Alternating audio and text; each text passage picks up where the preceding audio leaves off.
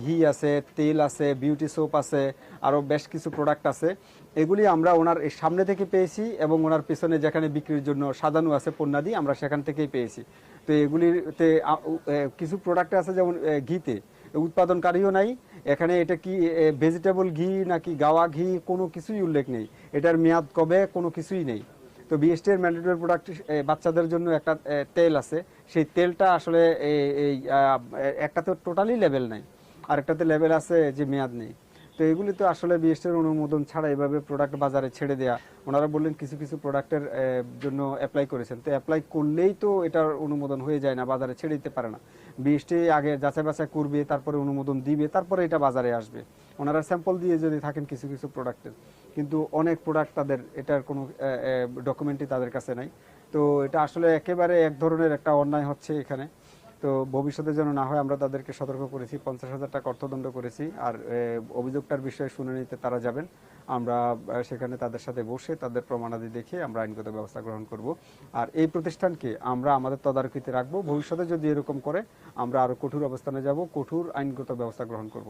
যে ভোক্তাদেরকে মানে এটা এক ধরনের প্রতারণা কিনা, মানুষকে ঠকানো? যে এটা নিশ্চয় প্রতারণা, যে এটা পাকিস্তানি কাপড় নয় কিন্তু এটাকে পাকিস্তানি কাপড় বলে বিক্রি করা হচ্ছে, সেটা নিশ্চয়ই প্রতারণা। এটা এটা বলতে আমার কোনো সংকোচ নেই। তো ভবিষ্যতে আর যেন এটা না হয় আমরা ওনাদেরকে সতর্ক করেছি। বরং আমাদের দেশের কাপড়, এটা আমাদের দেশের কাপড়, তো দেশের কাপড় যদি মানসম্মত হয়, পাকিস্তানি বলা যাচ্ছে এই জন্য যে এটা একটু মানসম্মত, তো তাহলে এটা আমাদের দেশের বললে তো আরো ভালো, যে আমাদের দেশের একটা প্রোডাক্টের উপরে, দেশের একটা কাপড়ের উপরে মানুষের একটু আস্থা বাড়বে, আস্থাটা তৈরি হবে যে আমাদের দেশের কাপড়ও ভালো আছে। একজন ব্যবহারকারী যখন এটা ব্যবহার করবেন তখন তিনি নিশ্চয়ই আরাম পাবেন, এটা লন কাপড় একটু ভালো মানের মনে হলো আমার কাছে। তাহলে উনি তো জানলেন যে এটা এই কাপড়টা পাকিস্তানি বিদায় এটা ভালো, অথচ কাপড়টা আমাদের দেশের। এটা ওনারা বলতে পারতেন যে আমাদের দেশের কাপড় কিন্তু মানে ভালো, এটা বলে বিক্রি করতে পারতেন, হয়তো মূল্য একটু কম হতো, কিন্তু একবার যদি বিক্রি মূল্য কম হলে তো আরো বেশি বিক্রি হবে, ওনার বিজনেস আরো বেশি হবে। তো ওনারা এই যে এই বিদেশি কাপড় বিদেশি প্রোডাক্ট বলে বিক্রি করছে, অথচ বিদেশি না আমাদের দেশের, এটা থেকে বের হয়ে আসতে হবে তাদেরকে, এটা এই প্রতারণা থেকে বের হয়ে আসতে হবে। এটা হচ্ছে একটা মালিক যেটি রয়েছেন তিনি অনলাইন অনেক জনপ্রিয়। এটা কি জনপ্রিয়তা কি সুযোগটাকে ভোক্তাদেরকে ঠকাচ্ছে কিনা, এবং ভোক্তাদেরকে কি সতর্ক করুন আপনারা?